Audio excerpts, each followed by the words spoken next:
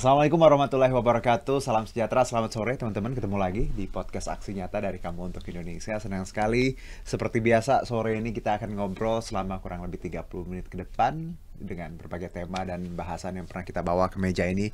Mulai dari soal politik, sosial, budaya, ekonomi, hal-hal yang berkaitan dengan hobi juga ya, batik, semuanya pernah kita bahas di podcast ini. Dan sore ini kita akan bicara skupnya terkait salah satu wilayah penyangga ibu kota yang memang juga banyak yang tinggal di situ. Saya juga tinggal di daerah situ.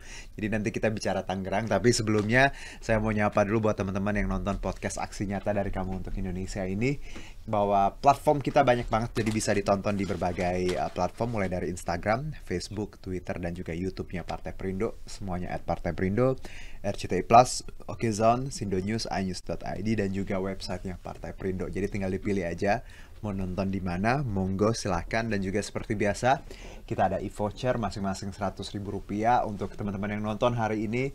Produksi kita hari ini tinggal di komen di kolom komentarnya, bikin 2-3 kalimat yang relate dengan obrolan kita hari ini. Nanti kita pilih beberapa pemenangnya, masing-masing mendapatkan e-voucher senilai Rp100.000. Tapi jangan lupa untuk follow dulu Instagramnya Partai Perindo @Partai Perindo. Nah, hari ini bahasan kita terkait mengenai Kota Tangerang. Ya, ini salah satu kota yang advance banget ya kemajuannya, karena memang dekat dengan ibu kota. Banyak juga warganya yang tinggal di sini, beraktivitas di Jakarta. Ya, seperti saya dan beberapa teman-teman di sini juga banyak yang tinggal di Tangerang, sekolahnya juga di sana. Jadi banyak. Nah, tapi di satu sisi Kota Tangerang punya banyak PR ya yang harus kita selesaikan bersama terkait somehow juga ya genangan kalau lagi hujan, kemacetan, dan juga ya biar pembangunannya juga tidak melulu bicara perumahan-perumahan, tapi juga ada banyak hal yang harus dipertimbangkan. Nah, kalau kita bicara Tangerang, saya dengar-dengar ini mulai macetnya lumayan parah. Nah, temanya hari ini bagaimana solusi mengatasi kemacetan di Kota Tangerang yang semakin menggila, seperti cinta ini yang menggila kepada kamu-kamu semua. Waduh, oh kamu-kamu ya banyak ya. Tapi bener nggak sih Tangerang macet? Nah, kita akan ngobrol dengan Ketua DPD Partai Perindo Kota Tangerang, ada Bapak Igede Pramentara. Selamat sore Pak Gede, apa kabar? Selamat sore Mas Aduh, Yuno, senang sekali alhamdulillah bertemu baik-baik. warga Tangerang satu sama lain. Ternyata Ternyata lumayan sama dekat ya. ya Pak ya. Pak Gede apa kabar Pak? Alhamdulillah Sehat baik. ya Pak ya. Terima Sehat-sehat. kasih sudah bergabung bersama kami. Tapi sebelum kita bicara Tangerang dan ya mungkin PR kemacetan, ya, kita mau kenalan dulu. Pak Gede ini adalah tadi ya Pak Ketua DPD Partai Perindo Kota Tangerang. Tapi sebelum ke parpol Pak, aktivitas sehari-hari sebenarnya apa sih Pak? Kegiatan sebelum ini? Atau Saya masih dikerjakan?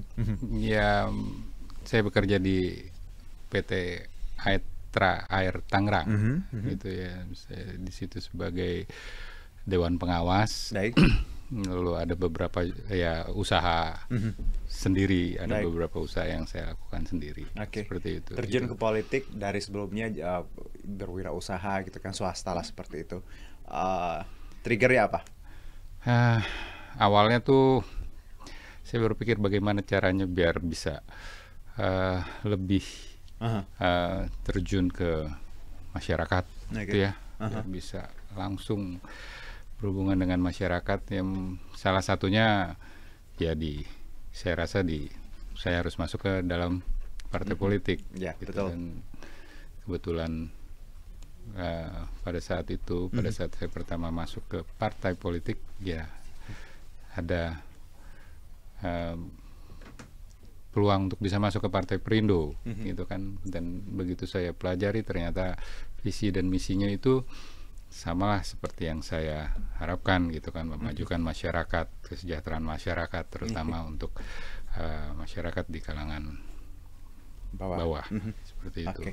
Ya, dari situlah saya masuk ke Partai Partai Perindo. politik, betul. Karena memang kalau kita bicara impact, ketika kita ada di dalam sistem, mungkin impact kita akan lebih besar ya Pak ya. Betul. Beda di luar, ya tentu kita bisa berkontribusi, tapi Iya. skupnya pasti lebih kecil. Dan Nah.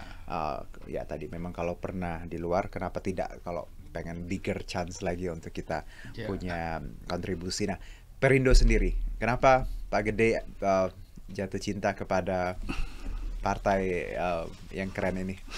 Ya, itu tadi yang seperti saya katakan di awal, visi misinya Partai Perindo itu memang sesuai dengan apa yang memang saya ingin perjuangkan di masyarakat gitu ya, yang memajukan kesejahteraan masyarakat seperti slogan partai kita, Indonesia Sejahtera. Jadi ya kenapa saya masuk Partai Perindo ya seperti itu, dan ya alhamdulillah dari semenjak saya masuk sampai sekarang ya banyak hal-hal yang dulu tidak pernah saya bisa lakukan gitu. Tapi setelah saya bisa masuk dalam organisasi Partai Perindo ini, saya bisa langsung bertemu dengan masyarakat dan mendengar permasalahan-permasalahan di sana seperti apa. Seperti itu. Baik, jadi memang kalau milih partai juga memang sesuai chemistry ya Pak ya? Ya, harus seperti itu, harus seperti itu. Ya, karena kan ini ibaratnya very personal relationship juga lah ya. Bagaimana kita melihat ya ketertarikan kita dan akhirnya tadi cocok dengan yang mana gitu, dan akhirnya jatuh ke Partai Perindo ya Pak ya. Thank God. Nah, kalau kita bicara perjalanan Bapak tadi, usaha, karir, terus sekarang ke politik,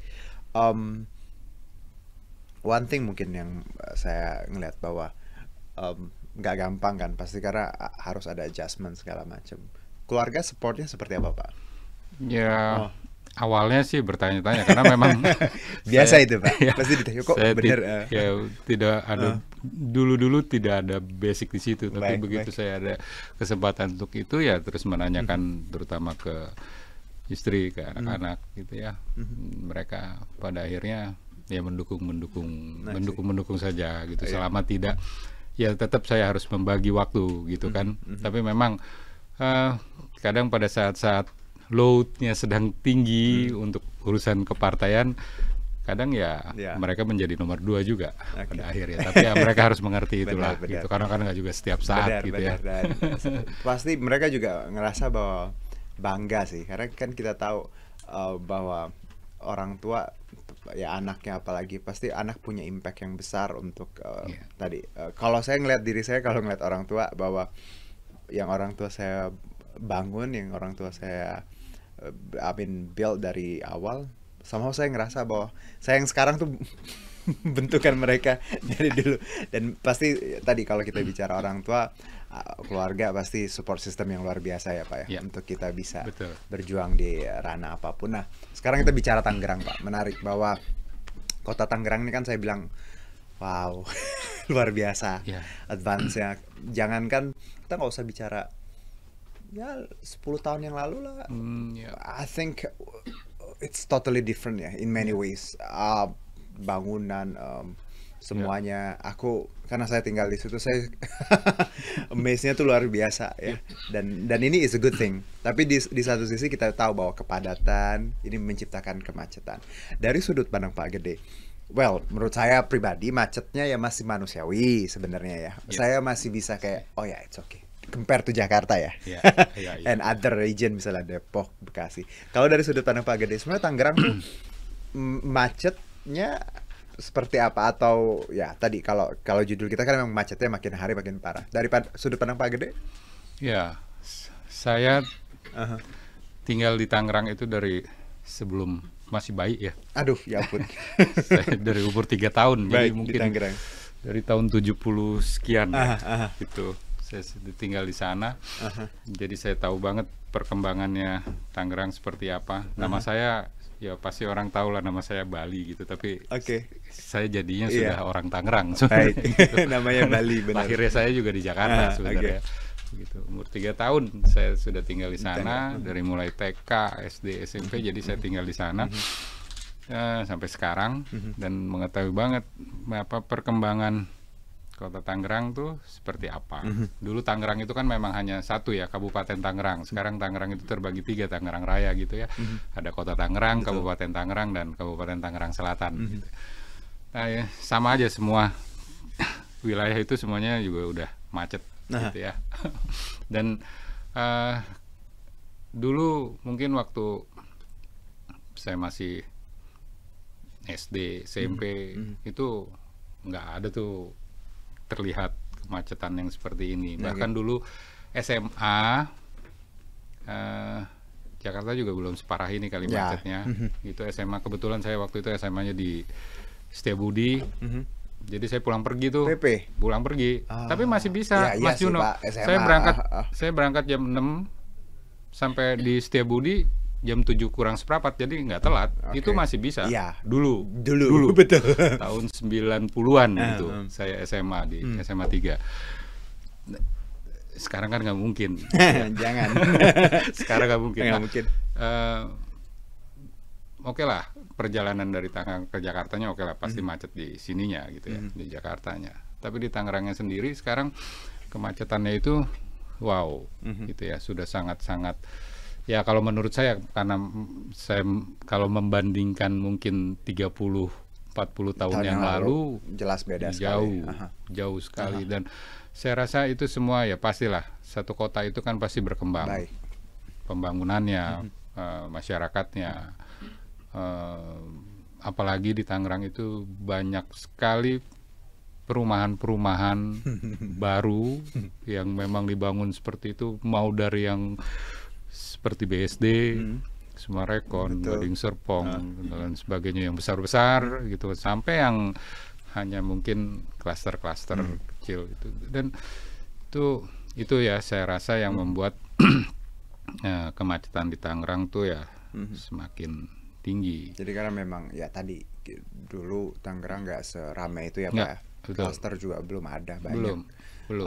Jadi memang sekarang karena secara tidak langsung Pak, orang banyak yang memilih Tangerang sebagai tempat tinggal, aktivitas di Jakarta karena tadi mungkin ya lahan di Jakarta udah tidak ada untuk kalau mau nanya beli rumah di mana di Jakarta ya, adanya apartemen gitu kan. Dan mahal sekali. Benar kalau rumah. Akhirnya mereka menyisir Tangerang seperti itu pun nggak murah untuk saat sekarang. Nah tapi kalau bicara penyebab, selain banyak orang Pak domisili yang orang-orang yang tadi menetap di Tangerang, ada hal lain nggak sih menurut Bapak, Pak Gede sendiri, tata kota kah, atau lalu lintasnya atau jalannya yang membuat Tangerang agak macet nih?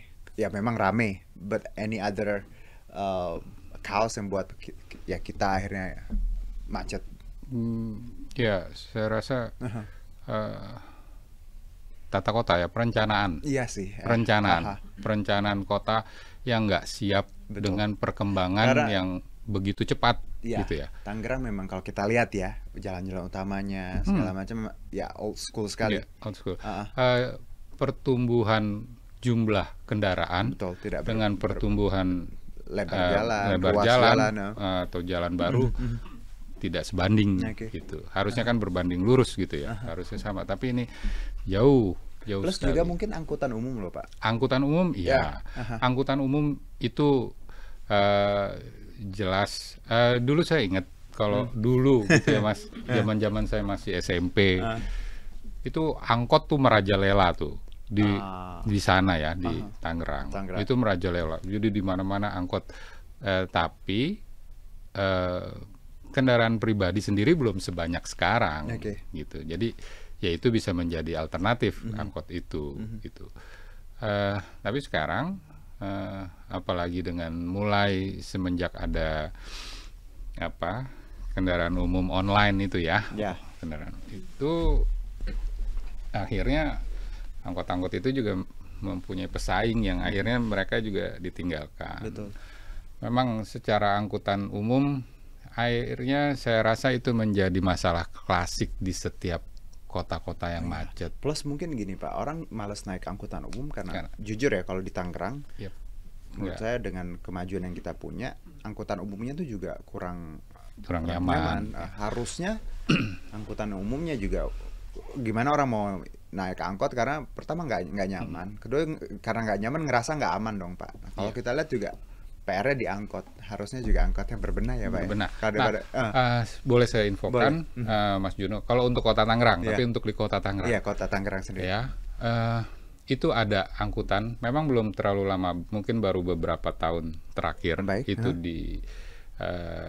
dibentuk oleh Pemda Kota Tangerang.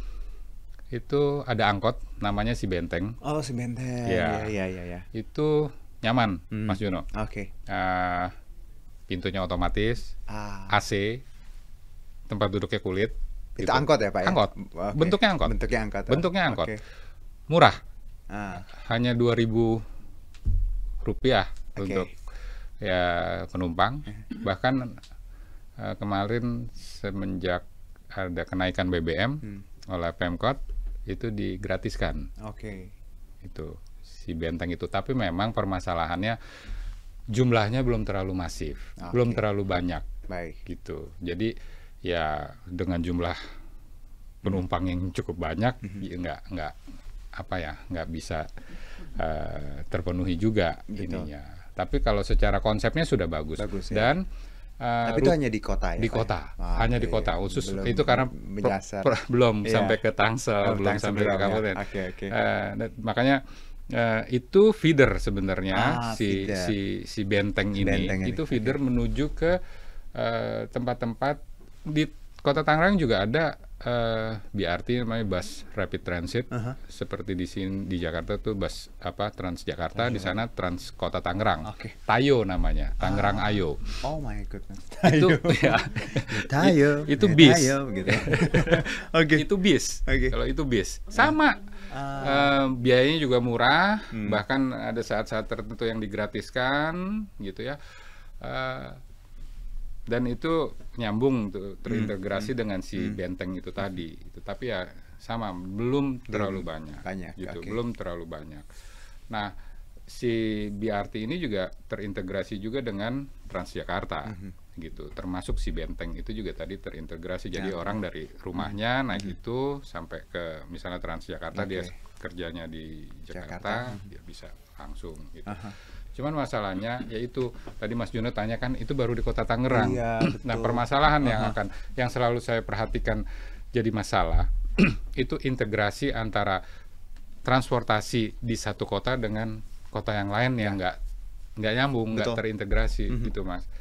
Jadi kan kalau ya mau ke Jakarta tuh ada Transjakarta, mungkin sekarang ada kereta gitu ya.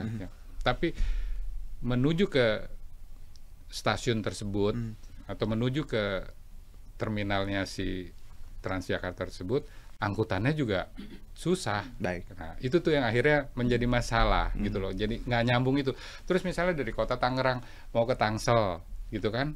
Nah, itu terintegrasinya dengan apa gitu kan, harus itu akhirnya harus koordinasi kerjasama antar dua pemerintah daerah kan harus seperti itu. Nah, kadang itu tuh yang menjadi masalah, termasuk seperti kayak Transjakarta itu kan antara Pemprov DKI dengan Pemkot Tangerang atau dengan Pemkot Tangsel menjadi masalah gitu loh. Ini siapa yang harus bangun, siapa yang ini gitu kan, ini biayanya siapa, biasanya jadi masalahnya seperti itu gitu Mas. Karena memang ya ini salah satu masalah klasik di Tangerang ya.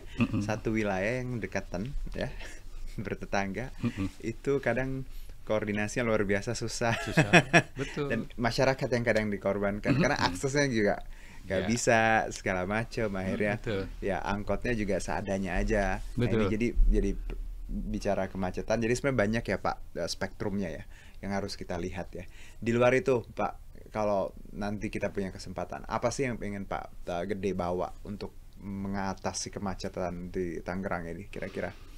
Ya, saya rasa pemerintah daerah dalam hal ini harus lebih fokus memikirkan masalah itu, gitu ya. Jangan seperti ini. Mereka memberikan izin untuk pembangunan perumahan-perumahan, tapi mereka nggak pikirin angkutannya seperti apa. Mas Juno gini deh mikir, Mas Juno kalau ada di Cubic, ini saya bicara, ya, tapi nggak pakai kendaraan pribadi, mikir nggak, terus mau jalan pakai apa dari situ kalau nggak ada angkutan umum? Aku mau bilang gitu, kalau kecuali pakai online itulah ya, gitu kan. Tapi angkutan umum deh gitu, mana ada di situ, gitu kan? Itu tuh yang harus dipikirkan sama pemerintah. Pemerintah kasih izin perumahan-perumahan besar ada di Kota Tangerang. Tangerang emang jadi maju sekali dengan perumahan-perumahan yang ada itu karena pembangunannya begitu masif gitu kan, segala macam. Mereka bukan bangun rumah aja, pusat-pusat bisnis mereka bangun gitu. Tapi mereka nggak pikirin itu angkutan umumnya seperti apa. Jadi orang dijejelin aja, ya udah lu pakai angkutan pribadi aja gitu kan. Sama aku juga mikir ini apa emang konsepnya kita harus pakai kendaraan pribadi ya atau seperti apa memang, tapi fact-nya ya kalau yang di Gading Serpong ya BSD teman-teman pasti tahu lah yang sekolah di sana, kuliah di situ. Luar biasa susahnya untuk kalau nggak punya mobil, nggak bisa, ya nggak punya motor, susah. Makanya itu harus ya mudah-mudahan gitu kan. Ya kami di partai gitu kan, teman-teman di partai Perindo juga bisa itu menjadi PR kita nantinya agar bisa memperjuangkan ini apa ya? hal itu, transportasi itu. Betul. Gitu loh. Karena itu hal yang sangat sangat mendasar bagi masyarakat umum, saya rasa memudahkan ke situ. Karena sebenarnya kita pun mau sebagus apapun mobil pribadi, kalau angkotnya nyaman, aman, pasti murah, saya pasti juga maunya naik. Saya juga begitu. Saya juga tapi begitu. Permasalahannya kadang bukan nggak mau, emang nggak ada. Itu. Ya, itu. Nggak usah murah, nggak usah murah deh misalnya Pak ya. Mahal nggak apa-apa, tapi nggak ada gitu.